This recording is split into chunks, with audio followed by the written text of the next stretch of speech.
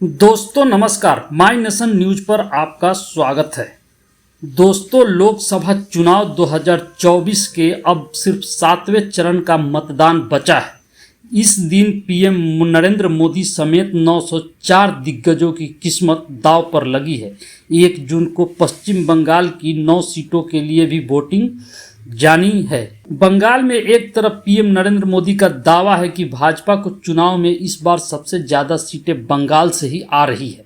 मोदी ने मंगलवार को भविष्यवाणी की कि बंगाल में भाजपा को पहली बार इतनी सीट मिलने जा रही है जो अभी तक नहीं मिली। हालांकि मोदी के दावों से उलट पश्चिम बंगाल के मुख्यमंत्री ममता बनर्जी का कहना है कि हवा का रुख बदल रहा है और मोदी कुछ ही दिनों में पूर्व प्रधानमंत्री होने वाले हैं। कोलकाता में प्रधानमंत्री नरेंद्र मोदी के रोड शो के जवाब में ममता बनर्जी ने शहर में 2 रोड शो किए, एक पीएम मोदी के कार्यक्रम से पहले और दूसरा पीएम मोदी के कार्यक्रम के बाद। मंगलवार को दक्षिण कोलकाता में एक रैली को संबोधित करते हुए ममता बनर्जी ने भविष्यवाणी की कि कुछ ही दिनों में नरेंद्र मोदी पूर्व प्रधानमंत्री बन जाएंगे क्योंकि हवा का रुख बदल रहा है। और उन्होंने पीएम मोदी पर चक्रवात रेमल से पहले और बाद में बचाव और राहत कार्यों की निगरानी के लिए केंद्र के प्रयासों को झूठा कहा। ममता ने दावा किया है कि यह उनकी सरकार थी जिसने चक्रवात में फंसे लोगों की जान बचाने के लिए कदम उठाए। उन्होंने कहा, आज प्रधानमंत्री ने कहा कि वे दिल्ली से चक्रवात पर नज़र रख रहे हैं। क्या एक प्रधानमंत्री को इतना झूठ बोलना शोभा देता है? झूठ बोलना किसी का संवैधानिक अधिकार नहीं है। मैं उनसे आग्रह करती हूं कि वे अपनी कही बात पर फिर से विचार करें। एनडीआरएफ, राष्ट्रीय आपदा प्रतिक्रिया बल, एक केंद्रीय टीम है, लेकिन राज्य सरकार इसकी सेवा का लाभ उठाने का खर्च वहन करती है। उन्हें देश के बारे में कितना पता है? उन्होंने कहा कि देश में हवा का रुख बदल रहा है और यह मैं ही हूँ जो इस दिशा में ध्यान दिलाने वाली पहली शख्स हूँ। ममता ने कहा, वह यानी कि मोदी अब इंटरव्यू दे रहे हैं।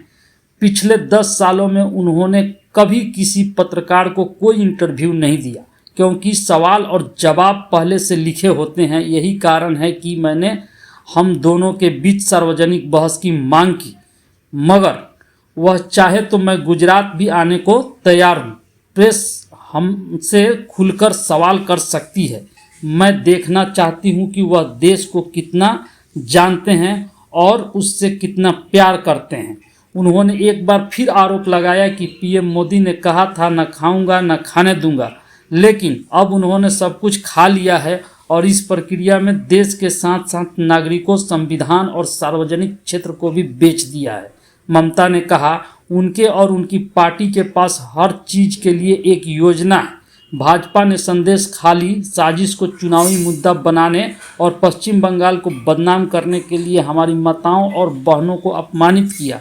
हम अपनी महिलाओं के प्रति इस तरह का अपमान बर्दाश्त नहीं करेंगे। उन्होंने कहा कि जब तेजस्वी यादव मछली खा रहे थे तो प्रधानमंत्री ने इसकी आलोचना की। क्या लोगों को मशरूम खाना चाहिए? आज मुझे पता चला कि प्रधानमंत्री ताइवानी मशरूम खाते हैं। उसकी कीमत 80,000 रुपये है। उनके भोजन पर 4 लाख रुपये खर्च हुए हैं। मुझे उनके महंगे भोजन खाने से कोई आपत्ति नहीं है, लेकिन वह अन्य लोगों को उनकी पसंद का भोजन खाने से क्यों रोकते हैं? क्या बंगालियों को उनकी मछली और चावल खाने से वंचित कर दिया जाएगा? दोस्तों, खबरों में से चुनकर सबसे रोचक व उपयोगी खबर आपके लिए लाता हूं, इसलिए माय नेशन को चैनल को सब्सक्राइब करें, वीडियो को लाइक करें और ज़्यादा से ज़्यादा सोशल मीडिया पर शेयर करें। बहुत बहुत धन्यवाद।